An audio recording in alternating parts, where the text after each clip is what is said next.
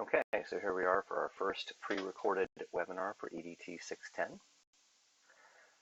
So for this webinar, we are going to be just talking about some general class things that you might want to know the answers to.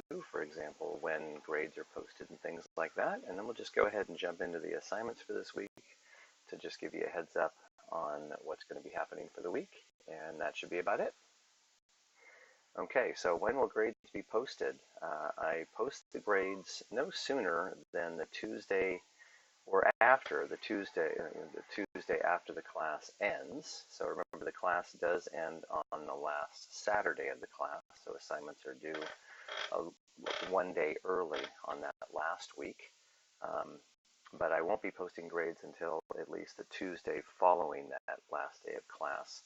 And typically it does take a little bit longer to wrap everything up. So I say that just to make sure that you know when everything needs to be wrapped up on your end, to make sure that everything can be graded in a timely manner and that grades can be posted. The way grades are posted, I post grades all at the same time. So if we are waiting for one student, everybody's kind of waiting for that one student. So just keep that in mind. However, I do realize that sometimes things happen that are out of your control, and if you need a little bit of extra time at the end there, feel free to just email or text me, and we can discuss, where I am in the grading and about how long you could possibly have if you need a little bit of extra time, if there's something that happens that you can't control. Discussion boards. Try to do these earlier in the week. The class website typically says that you're to post your response by the Wednesday of that week and post 2 responses to everybody else.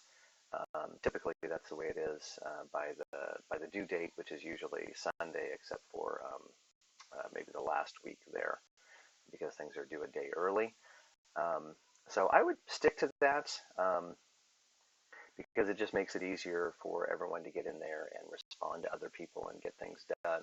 If too many people wait until after Wednesday, then it could be difficult. It's kind of a mad rush at the end to get everything posted. So that's a good rule to follow. If there are multiple parts to discussion board questions to your responses, then if you could label those parts, that helps me just make sure I see everything. Sometimes when you're grading everybody's responses, you just don't want to miss anything. So if you could label the parts of the responses, especially if there are points associated with those different parts, then it just makes sure that we don't, or at least lessens the chance that something will be missed, because I don't want to miss anything and then have the grade not be a fair one. All right, if you notice that I do miss something, we're all human, so it happens. So if you notice that I do miss something, then please feel free to let me know, and I can go check it out. I do have a website that has some information that you might find helpful, just some general class tips. You can find these pre-recorded webinars here, but you can also find them on the class website, which is probably easier. But there's some good information there that if you want to check it out, here's the website right there. And let's continue. Weekly meetings, weekly Collaborate sessions are scheduled as needed. For this particular class, there are no points associated in the gradebook. They're just for your benefit. If we don't have one scheduled and you feel like you need one, just let me know, and we can certainly schedule one, even if it just turns out to be one person. But of course, I'd open it up to everybody at that point. So please feel free to do that if that is helpful. If we do have one that is scheduled and you can't make it, we do have pre-recorded webinars just like this one, so you can get a preview of what's going to be going on for that week. And those pre-recorded webinars should already be posted on the class website, so you can access those anytime you like. Week 4, I am thinking about doing either a Twitter chat sort of session there, or possibly Instagram. I've been thinking Twitter is kind of getting to be old school, believe it or not, now. And sometimes, I've heard people, explain Twitter chat as sort of a dumpster fire. It's getting to be not maybe the kindest environment in the world. So I've been looking for an alternative to that. So Instagram, I don't know how much better it is, but at least it's newer. You know, that's where most people seem to be nowadays. That's where all the cool kids are gathering, right? So I'm thinking about something with Instagram. So maybe we'll do that if I can pull something together. But you can see details on that as we get closer. I'll be posting details on that if those things are going to happen. And then rubrics for each of the assignments. There's typically some form of a rubric, so make sure you check those rubrics so you don't miss any points. It's always kind of sad when there's something that says this is worth 50 points and it's just not anywhere in the assignment, and then you just have no choice but to dock those 50 points, and sometimes it can really hurt. So just check those rubrics. All right, week 1 assignments. Our first one, assignment number 1, is our online teaching activity index. Be sure to scroll down and check the grading criteria at the bottom. Basically, what you're going to be doing is you're going to be selecting at least 3 activities that's listed on the website, and then describing how you would use them in your classroom. So as you can see, I've brought up our class website here, and I've scrolled down a little bit to our first assignment. There's this list right here, and if there are activities associated with these different topics, there will be a link. There's a couple that don't have links because I don't believe there are any activities on the website, so you can just go directly here. Or if you'd like to see the entire list on the official website, you can go ahead and click right there. And then you can see the details on how to do the assignment and the rubric right here as well. So that's the week 1 assignment. The next assignment is we're going to be beginning your classroom blog. So you're going to be creating a classroom blog. There's multiple ways to create a classroom blog. Blogger and Weebly are just a couple of them. Might even be able to do it on Google Sites if you like, if you use that, or if you have another option there, please feel free to use that option. Just make sure you can meet the criteria outlined on the class website for what needs to be there. Doesn't have to be an official blog. It can just be a website as well. Just make sure it can meet those requirements that are outlined. You're going to be posting a professional profile. This is just information about you.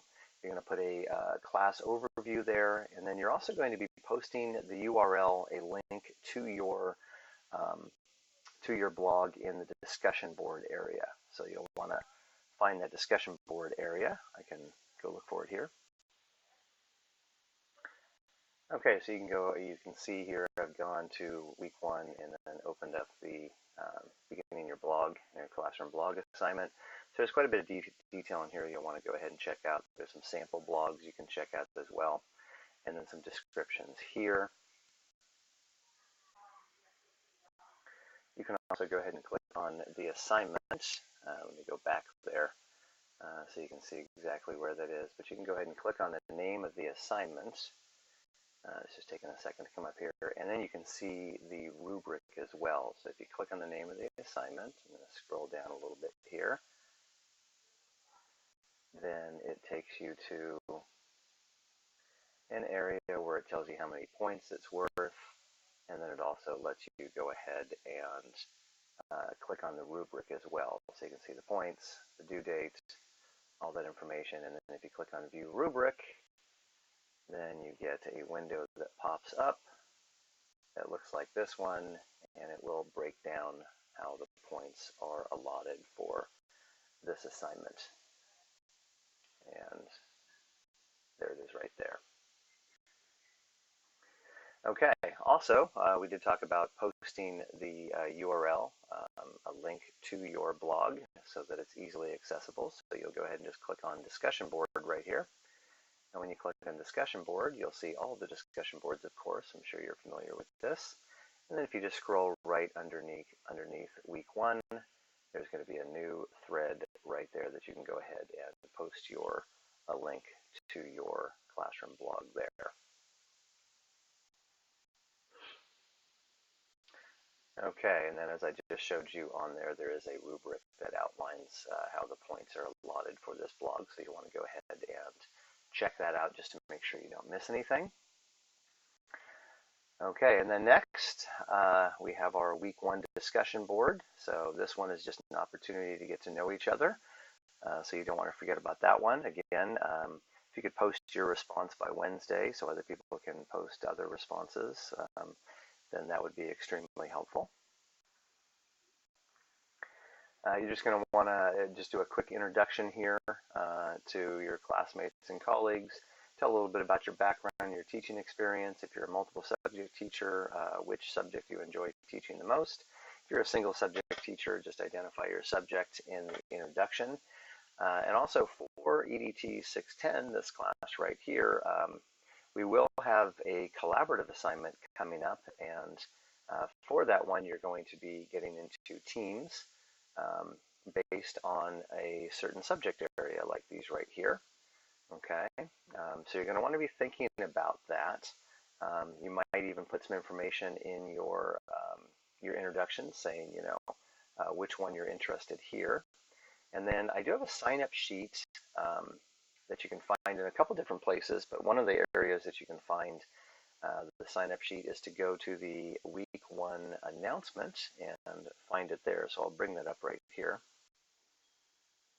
So I brought up what the week 1 announcement looks like here, and you can see that I have a link to the sign-up sheet right here. I'll go to that in a minute.